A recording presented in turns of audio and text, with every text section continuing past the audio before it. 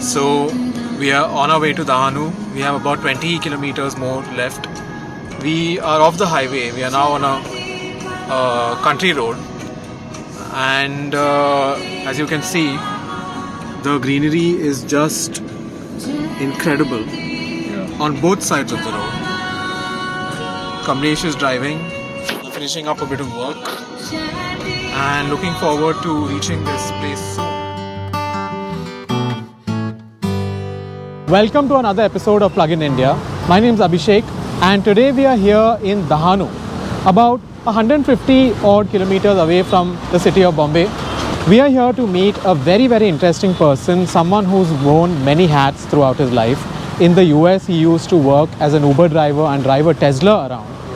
In India, he used to own a detailing studio where very influential people have come and detailed their vehicles.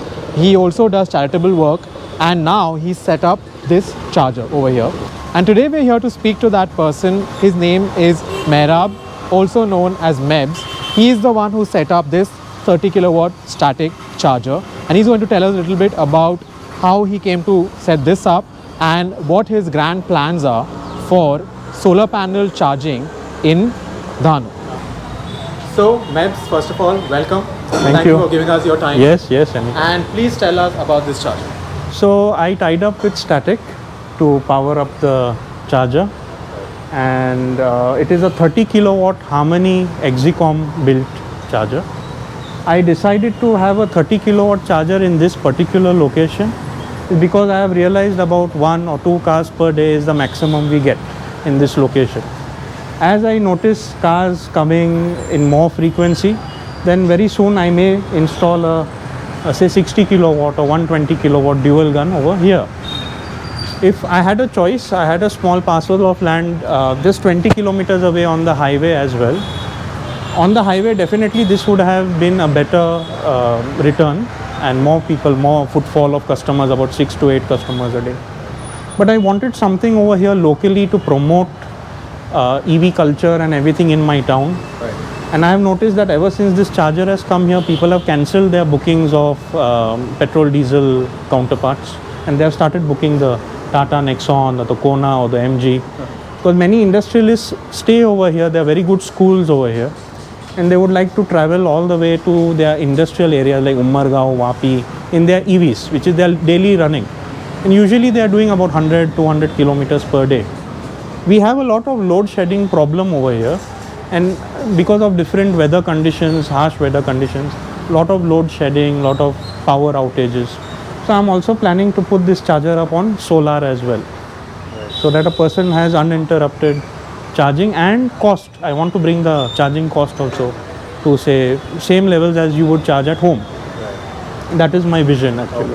Yeah. So Mebz, this was provided by Static. Correct. But even before you could install it, you had a lot of issues with MSEB. Correct. Where they said first that you need your own transformer, yes, and then they said you don't, and then there were all kinds of logistical issues. So please go into a bit of detail about that. So what happened is I was approached by Static say last year in 2021. It was I think January, February.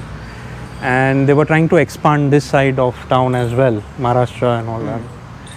So they approached me. They had 2-3 plans. Plan being if you have your own land, then you don't need to invest in the charger. Then there's an agreement, and then there's some profit sharing.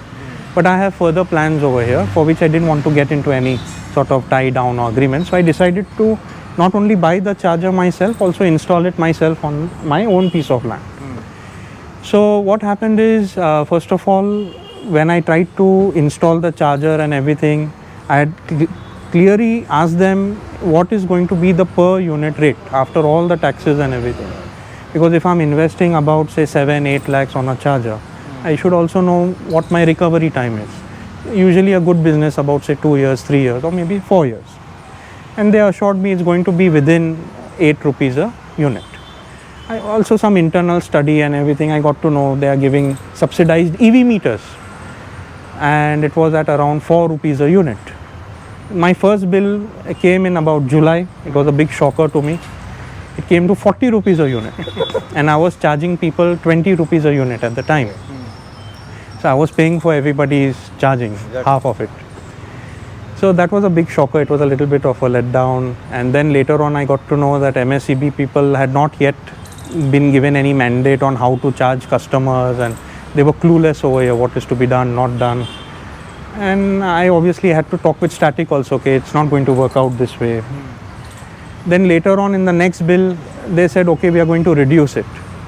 And then finally, they reduced it to 15 rupees a unit, which is still very high. If the promised per unit cost is say 4 rupees a unit, with taxes, everything, even though it's really awkward, when you say 4 rupees a unit and your taxes and everything amount to 8 rupees a unit. But even at 8 rupees a unit, when we sell it at say 18 rupees a unit or 20 rupees a unit, it's okay, it's viable. But now paying this 15 rupees a unit just to the MSEB, then our profits on top, which usually should be about 10 rupees a unit, in such a site where we get less traffic, 1 or 2 cars a day. Still then what happens is the per unit cost goes up to about 25, 26 rupees a unit, which many people then don't prefer to charge up. In fact, many local people also, when they want to travel, like I mentioned earlier, people who want to travel to neighboring factories and all, which are about say 50-60 kilometers each way, and then return, they are doing around 100-150 kilometers per day. Sometimes because of load shedding and everything, or voltage problems, earthing problems, they rely on this charger to have a quick top up, go to their place, come back. Now ever since the rate has gone up, the local public frequency has drastically reduced. Only people visiting over here this side who don't have any house or any relatives, they are coming to charge over here. Okay. So that is one more reason why I am also planning to power the charger via solar now. So that I can bring the cost down. Also, if it is powered via some battery backup instead of a generator, they will always have power at the charger. Tell a little bit about the issues you faced with the transformer. Okay, so as my talks went with Static, I asked them, tell me everything now only what is going to be required from my side. What is my scope? What do I need to do? Will there be a requirement of any additional equipment or transformer or anything? They said, no, we will handle everything. Your investment is the charger and the land. Okay. And the setup, the initial setup cost. Later on, after paying everything, getting the charger here, the charger was stuck over here for more than 6 to 8 months. Because they had not issued the EV charging meter. The people over here at the office didn't know what this EV meter is. They had sent some of their people for some training, it seems. They told me we'll have to send them for training. Not many people were coming here to install the charger. So it was a big mess, and after investing all that money, the charger was just lying over here in the box. So then after a lot of push and a lot of help from one guy inside Static, finally the charger was installed. And then finally, after doing all that, the MSEB guys were like, now you'll have to buy a transformer also. Oh my God. That would additionally cost about 3 to 4 lakhs. So that was a big jolt, because you've just spent like 7-8 lakhs, and then you're going to have to spend another 3 lakhs for the transformer and everything. So then it's not going to work out. I told them it's not going to work out like this. Then finally they are like, this transformer of yours doesn't have any load. But some electric technical guy who is a local over here, he helped me, guided me, took me to the office. We saw that there is enough load. And then finally they said, okay, we'll give you the load. Okay. And then that's how it started. Okay. And then after all this, we got to learn a new thing known as PF, power factor. So these chargers are all BIS certified, all that, but only when the charger is working and charging a vehicle, it gives you a power factor of 0.98 or 0.99, which is the requisite. Okay. When the charger is on standby, like my location, for long periods of time, when you're getting only 1 car, 2 cars per day, during that time on standby, it consumes a lot of unnecessary power, bringing the power factor to 0.6, 0.7. So in our bill, we get a penalty, PF penalty. So for 490 units, I paid around 1,600, 1,800 PF penalty. So that also then adds further to all these costs. As it is, there are wheeling charges and some Ethan charges and this and that. All that adds up to 13-15 rupees a unit. I believe Static offered you a solution. Yes, so it was very nice of them. They have offered to install a PF, auto PF regulator. Okay. It has some capacitors inside, which gives that magnetic offset load. It doesn't take it from the transformer. Because as I did a little research online, PF is such a bad thing that it can affect the performance of your transformers. It will give voltage drops. The life of the transformer reduces considerably. Okay. That is why many locations with these fast chargers have transformer problems. The bigger 60 kilowatt or 120 kilowatt ones, if they are not designed well with this PF in mind, or they are not used regularly, unnecessarily this non-working power is being consumed for a dead charger. Right? The charger is not being used or anything. So that lands up to additional cost, because even it damages your cables, supply cables and everything. So luckily Static has allowed us to install this PF regulator. They are going to pay for it. It's some 30,000-40,000 rupees worth for a 30 kilowatt charger. Okay. So initially we were also fearing that we have to pay for that additional cost, you know. But Static will take care. But now Static is going to take care of it. So does this mean that this PF problem is applicable to all DC fast chargers in India? There are many premium chargers. I don't remember the names at the moment. ABB. For example, I have not seen their bills because they don't share their bills. I have seen a few bills of some other companies. So mostly all the bills I have seen, they have this PF problem. Okay. But other chargers, like I've heard, the premium chargers, they already have this thing in place. So if the charger is not, that's why those chargers are more expensive. So they have this thing in place when the charger is just on standby. At least it will not draw that power. It will like completely go on standby or something.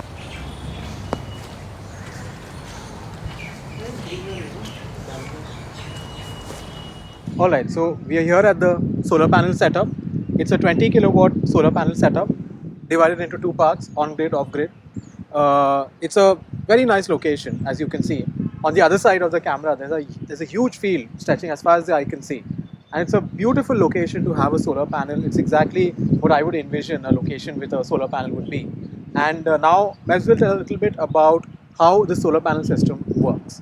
Yes, so what I've done is, since we have a lot of power problems over here, load shedding, because of storms, we get very heavy rainfall. We always have power cuts. I didn't want our customers and my home, my shops to go without power for long periods of time. So what I've done is, initially we had set up a 10 kilowatt off-grid system, which is this side of the shade. This is a 10 kilowatt off-grid solar panel, 390 watt peak one. And over here we've got 535 watt peak on-grid, and the inverter is also right here behind this board. And the batteries, we've got about 20 batteries, and the off-grid system inverter is there in that sort of house over there. I'll take you all and show you all over there, warehouse. Right now only the off-grid system is working to power up the house. The house has about 2-3 ACs that run, old traditional water heaters, all the lights and fans. And we have one office, so we are using it just to power up that. My personal car, MG ZS EV, Tigor EV, we charge it on the off-grid system. And if a customer is coming down, he has a little time, he wants to charge via solar, then the off-grid system will power up his car with the 7.5 kilowatt AC charger. So at the moment, about 2 to 3 ACs are working. Okay. Only thing is, if I'm using the 7.5 kilowatt charger to power up the MG, at that point of time I have to switch over. I've got a smaller, just standard inverter inside the house, just to run the lights and fans.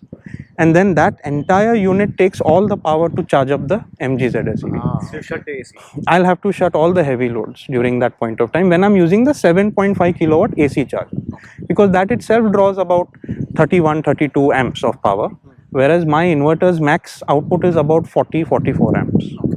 Now, to our knowledge, there is no one in India yet who powers a fast charger from just using solar power. They all use the grid. But Mebz has an idea where he can use his solar panel setup to power a fast charger. So let's ask him about that. Mebz, tell us your plan. So right now at the moment I've got this 10 kilowatt on-grid system, which is going to start off in I think a week or so. Once that is on, I will be taking a cable over there. Sorry, for our viewers, can you just explain what on-grid is? On-grid is where you offset your usage by providing the grid your generated power. And then you get negative returns. Your bill, for example, a 10 kilowatt system generates about 40 units per day on average. So that 40 units per day will be credited into your usage, this thing, and then you can draw from the MSEB at the night time. You don't need a battery backup system or anything. It's like an exchange. If your consumption is 40 units, you're generating 40 units, your bill will come to zero. If your production is more and your consumption is less, you will get a negative return, which is valid till March or something like that. Then the investment is also not that high because you don't need a off-grid battery system and all that stuff. So coming back to the plan. Yes. So there are two plans which I'm trying to currently work on. First plan is obviously offset my EV meter with the solar panel production. We get about 1 car or 2 cars per day at the most. Usually cars are all our Tigor EVs, Nexon EVs. So these usually require about 18-20 units at the most per charge session. So the 10 kilowatt on-grid solar system is more than enough for such a requirement. And then obviously there are days where there are 2-3 days at a stretch of a time when there are no cars coming in. So during that time, those negative returns get accumulated and can be used during a Saturday, Sunday, weekend. Many people come down over here. So there are like 4-5 cars suddenly coming on one single day. So during that time, this, on an average manages it quite well. Because of this, I can reduce the charging rates considerably. At the moment, we are paying about 14 to 15 rupees per unit as our commercial EV meter. With this system, we can hardly charge people like 10-12 rupees a unit just to recover the initial charger cost. Once the charger cost is out, then I can further drop it down. So all these things are in the pipeline. But I also realize there's a big demand over here during weekends, Friday, Saturday, Sunday, when usually we have a lot of load shedding. So I would like to power up the charger via some battery backup as well. For that, if this is not that successful, I will be selling my on-grid, off-grid inverter and buying one central 40 kilowatt hybrid inverter, which will not only power via MSEB, batteries and solar. It will automatically decide and power up the charger accordingly. So that is my final actually dream plan. Okay. Let's say your battery provides 35 units of electricity and my Nexon comes along, I come in my Nexon and I plug in, I charge, I take about 15 units. Correct. Then a Tigor comes in or an MGZS EV, it takes another 15 units. Now the battery pack is almost depleted. Correct. So it's night time, you're asleep, there's no one manning the charger. Yes. In that scenario, will the inverter automatically switch to the grid or how will it work? So luckily these inverters are programmable, even via mobile phone. It's on GPS or GPRS, or you've got this Wi-Fi dongle. In that we can accordingly see this hybrid system, off-grid system is heavily dependent on the weather conditions. So sometimes I would prioritize grid over battery if I want to keep battery as a backup. Or sometimes if it is a nice bright sunny day, summertime, winter time, I can always prioritize first solar. So in the daytime, if a car comes down, is only going to use solar power directly from the sun straight to your car. So at that time, you are not going to use grid, you are not going to use your battery, and your battery is going to remain fully charged. At the same time, when there is no car charging, if the batteries have been used the previous night, is going to charge up the batteries. Now, let's say it is this rainy season. In the rainy season, I'll have to prioritize first solar, how much our solar is generating right now. It will use battery a little bit if there is low solar light. So it will be like battery skimming. Whatever is less generated from the solar panels, it will take a little bit from the batteries during the daytime. And in the night time, of course, since there is no solar power, it will mix and match with your MSEB power and the batteries. If there is no MSEB power, it will power up automatically and charge up your cars via battery. Soon as MSEB comes back, usually it comes back within an hour or two if it is an uncalled for load shedding. On Friday, there is a permanent load shedding of about 5-6 hours. So during that time, the batteries will take over. You can at least charge about 2.5 cars. At the same time, see, when you are charging something using a lot of energy at a small amount of time, the battery's efficiencies are less. So we also have the 7.5 kilowatt charger. A person can get a little bit more charge. He'll have to wait longer. But on purely battery power, then he'll get a little bit more juice out of it, more efficiency.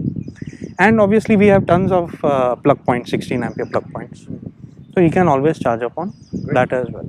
We have thought of almost all scenarios. So, Mebz, when will this system finally go online? Before the year is out, will people be able to come here and charge on just solar power? At the moment, you can charge even today on the 7.5 kilowatt that's directly on the off-grid system. It's ready to use. Quite a few MGs have come down and charged on that in an emergency. The 30 kilowatt charger, first the on-grid system we are going to try out, how it's going to, the net metering with our charger, how it's going to work out.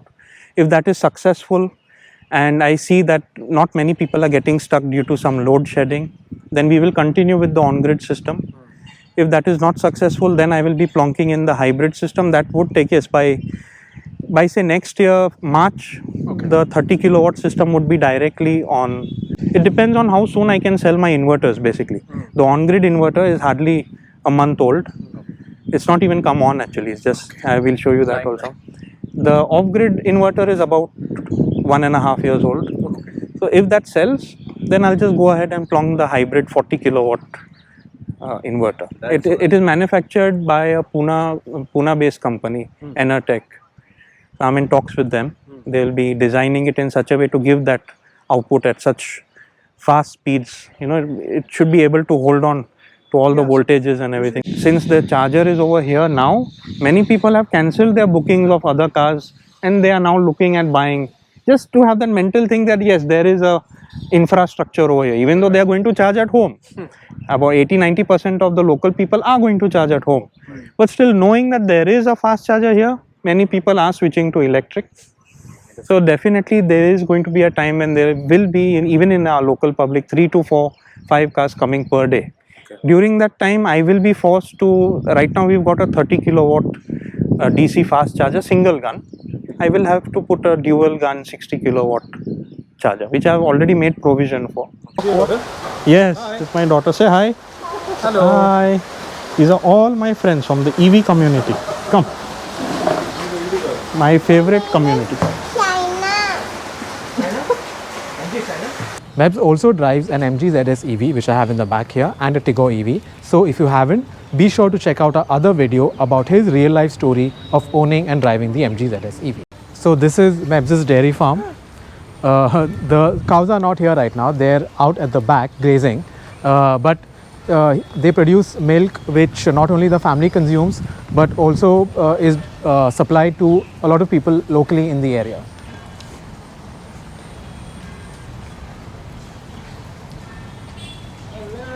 There's a calf here. Unfortunately, she's scared of us, so I don't want to go near her. Poor thing, I don't want to startle her. Right now, the charging system is like the Wild West, you know. There's no proper oversight, no proper regulation. Everyone is doing their own thing. No one has clear instructions.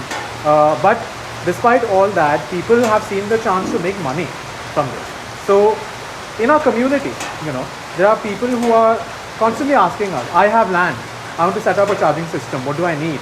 And you know, we find it difficult to answer these questions because we don't really know. But there are like brave people like Mebz who are doing it, and you know, who can explain firsthand what problems you can face, how you can solve them. So Mebz, tell a little bit about what are the hurdles that people who want to go in for this as a business will face. Now, at least so far, I have a few people who have also installed. We have a Nexon EV and overall group of EV owners. So in that, there are a few pioneers who have taken the leap and installed these chargers in odd locations. All of them have always faced a problem, first of all, with the transformer. Getting a transformer, whether they have to install a transformer or not. That adds up to a lot of the cost.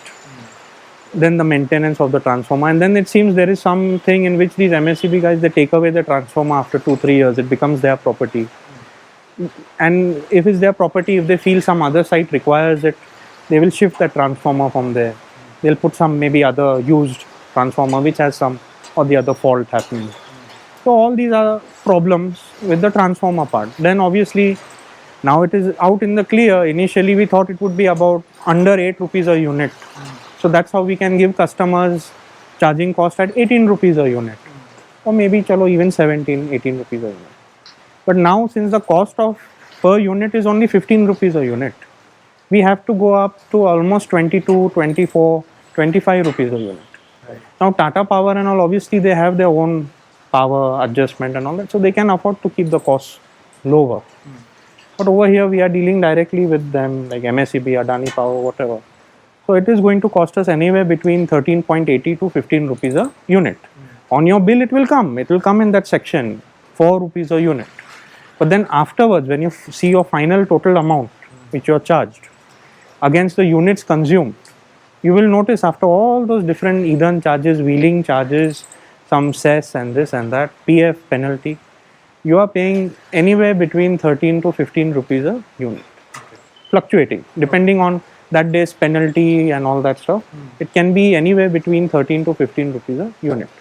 And for a charging site where you're getting about 1 or 2 cars per day, you need to have a margin of around 10 rupees per unit to be profitable, to get your charger cost out within 3 to 4 years. Alright, so we've used this Exicom charger, which is a lower quality Chinese import, made in India but still a Chinese import. And then you have the much higher quality ABB chargers, tritium chargers. Xeon uses ABB, for example. So you have the Exicom charger, and for which you paid about 7-8 lakh rupees. Yeah, it was only the charger itself was around 6.5 lakh rupees at that time. Okay. And then I think the rates went up a few months later. Yeah. So now today the same charger would cost in the ballpark of around 7 lakhs 20 or so. Okay. 30 kilowatt. So if a person from the community comes and asks, I want to set up a charging station, which charger would you recommend to them to buy? A charger, and basically what you decide on the kilowatts is very important, and the guns. Right. You get a 2 gun, single gun, 3 gun, 30 kilowatt. And then in 30 kilowatts also you got an option of a dynamic charger which is dual gun or single gun. So depending on your location, again, is very important. You decide, you first see, or you can remove an average of possibly how many people are going to come to charge. If you're staying in a village like say Dahanu or some off-site village, you have noticed a few EVs around or some EVs coming from outstation.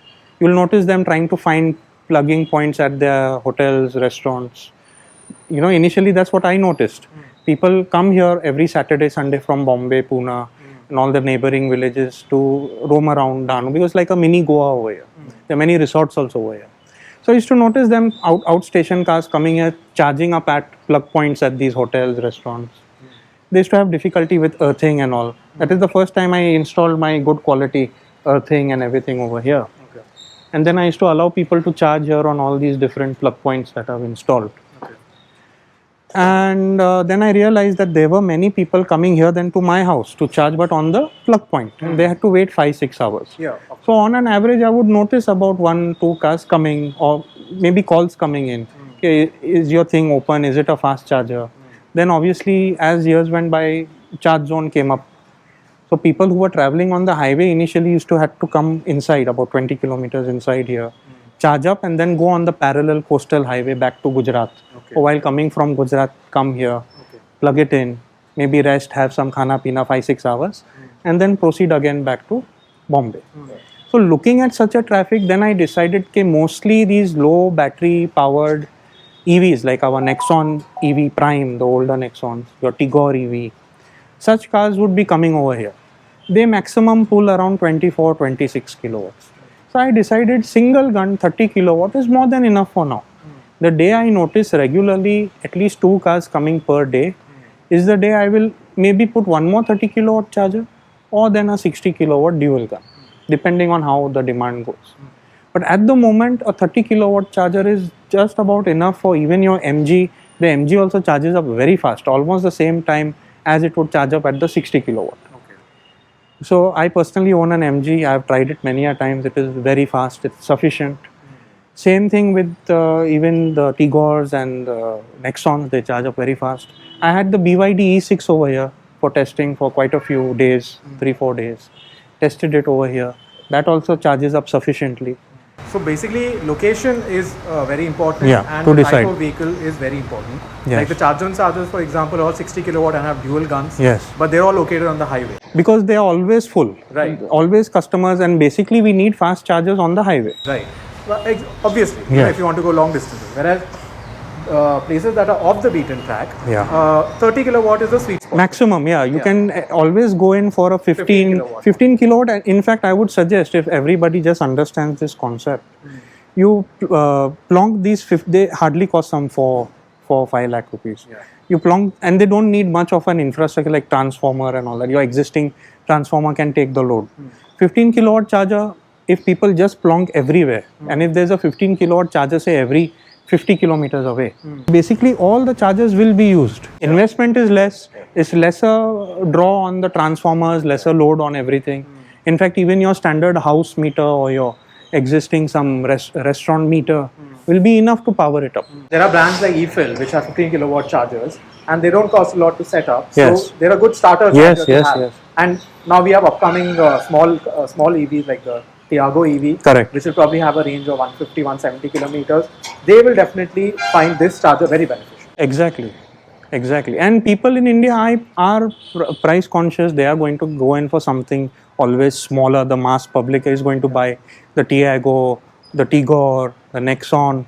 And they are going to use those small cars to go to their village from the city, come back, because that's all they can afford. They can afford that 7-8 lakh rupees car. So definitely they would need such a vehicle to have charging station support. Right. So even if it's a 15 kilowatt charger, there will be a difference of around say 10-15 minutes compared to a 60 kilowatt charger or even a 30 kilowatt charger. For the 10-15 minutes, a customer then has to go and plonk in around 8 lakhs or even more, because once you start touching 30 kilowatts, first of all you have to have a commercial EV meter now, which is going to minimum charge you that 70 rupees per kilowatt as your fixed charges. That's around 2,100 per month, then whether a person is coming or not. At the same time, you have this transformer problem, which maybe you have to pay for 3-4 lakh rupees for that transformer. So then your costs are going really high up. And then similarly, in such a location, when you go and plonk a 60 kilowatt or a 120 kilowatt, then you have to put your own transformer and all that stuff. So then the cost is going way above 15-20 lakhs. Right.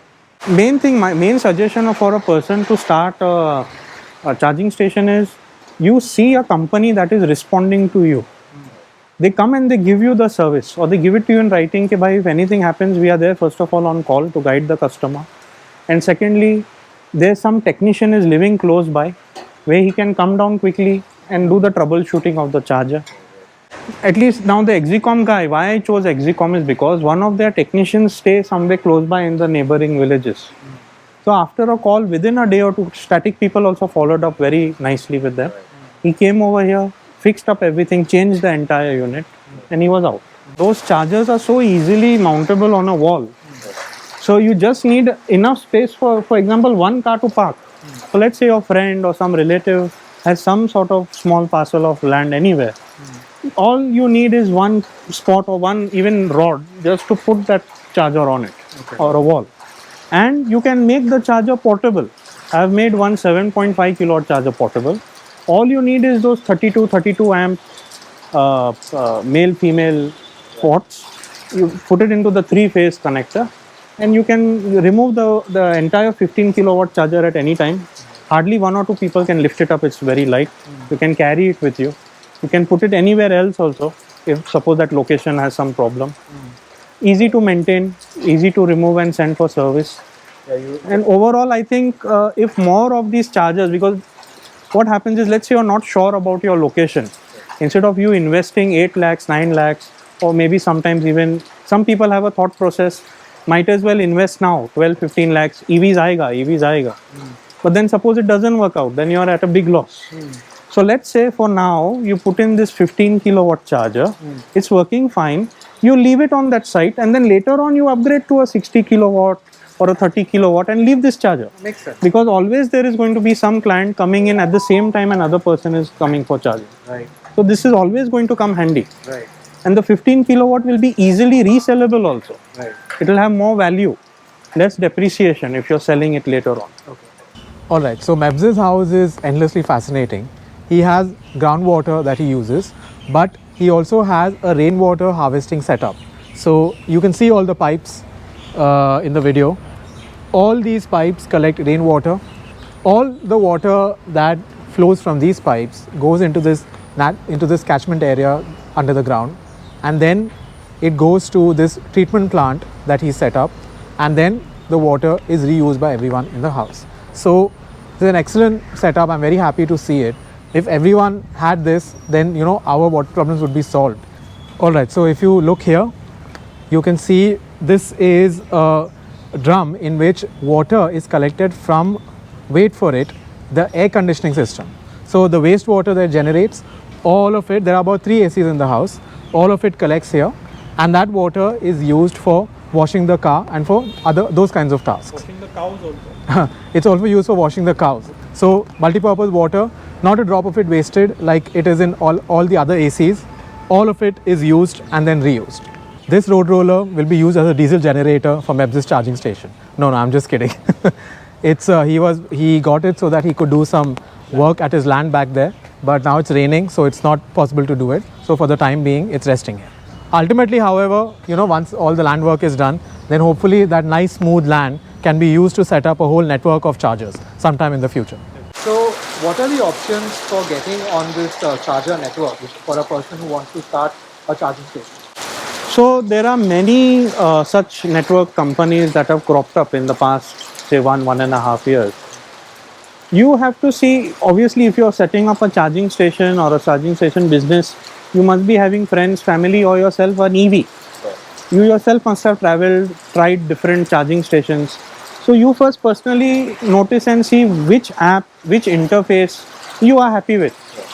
Reliability. Overall, so far, people have been quite pleasantly happy with static. The charge zone one is quite good. Your Fortum one is very good. The Fortum one allows you to first charge and then pay later. Sometimes, let's say for example, you were trying to charge your car today. There was a network issue. You couldn't load your wallet.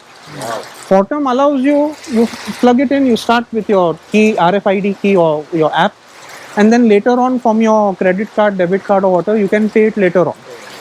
Your next charging session, wherever else it may be, or even the same, till you finish your previous dues, you cannot charge. I think that is a very nice system, because the person is already at nerves end when he's reaching the charger. Here, that removes that entire headache of loading the wallet, checking how much balance is there. It allows you to first charge up how much ever you want, then you pay that due. So I think that is a good way. So what do you do if you want to promote your charger? Now, initially, way back in 2020, I had already listed, even though I didn't have a DC fast charger at the time, I had only these plug points.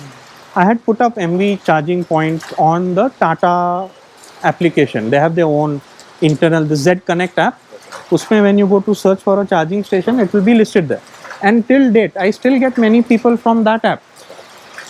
So you contact MG. I personally went to MG, told them, I have started a charging station here. Tell all your Mumbaiites, Puneites that there is a charging station here. So they put it up on that green board or something in their showroom. That now Dahanu is also electrified. Whoever you have tied up with, e-fill, static, whatever, they'll give you this printout design. You can just go and slap it on in one of these showrooms. If yours is inside the highway and you are on that turning to come inside, you put up a small board there. That, for example, Umargaon is now electrified. Come to this charging station so many kilometers away. You have to put these. No matter on what network you are on, you always put up your charger on PlugShare, because that is the only app so far that I know about that lists all the chargers in one spot. So that people are referring to PlugShare nowadays, and also it has a Android Auto and Apple CarPlay plugin. So when you attach to your car's display, you can even control your PlugShare through that, which other apps don't allow, like Fortum and all that. Thank you, Mebz, for taking the time. Thank you. We really enjoyed coming here and charging at your charger, and also seeing this beautiful location, your farm, especially with the solar panels. Yes.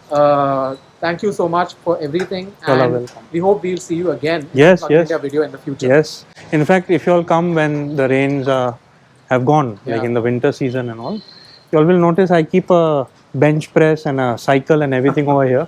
So while a person is charging up, he can put in his 1 hour workout as well. He can go for a walk. While charge goes into their car, Yes. they can get their charge out. Get by healthy. exercising. Get healthy.